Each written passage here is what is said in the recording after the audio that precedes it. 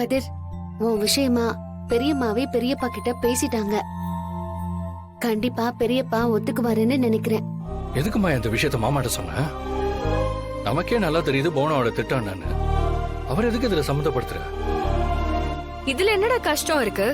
உன்னோட பிரச்சனைய அப்பா கிட்ட சொல்ல கூடாதா? ஏய், என்ன பேசுற நீ?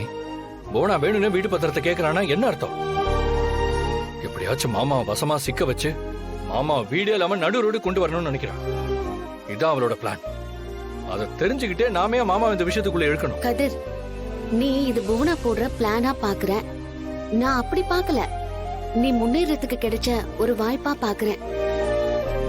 அதனாலதான் பெரியப்பா மூலமா உனக்கு ஹெல்ப் பண்ணணும்னு நினைக்கிறேன். இவ்வளவு பெரிய பிரச்சனையில நம்ம குடும்பத்தை சிக்க வச்சுதான் நான் முன்னேறணுமா? சக்சஸ் ஆனா சரி. ஒருவேளை ஏன் உன் மேல உனக்கு நம்பிக்கை இல்லையா? உன்னால சாதிக்க முடியாதா? பூனாவோட சதிய மீறி உன்னால ஹோட்டல் நடத்த முடியும்னு நான் நம்புறேன். உன்னால ஜெயிக்க முடியும்னு நான் நினைக்கிறேன். தனாவும் நினைக்கிறா. நீ நினைக்கிறியா இல்லையா? என்னம்மா அப்படி கேக்குற? நான் ஜெயிப்பேன். என்னால ஜெயிக்க முடியும். அப்புறம் ஏன்டா இவ்ளோ யோசிக்கிற? இப்போ உன்கிட்ட வேற ஏதாவது பிளான் இருக்கா? டாக்குமெண்ட்டுக்கு வேற ஏதாவது வழி இருக்கா? எந்த வழியும் இல்ல, எந்த பிளானும் இல்ல. டூ ஆர் டைங்கிற சிச்சுவேஷன்ல தான் நானே இருக்கேன்.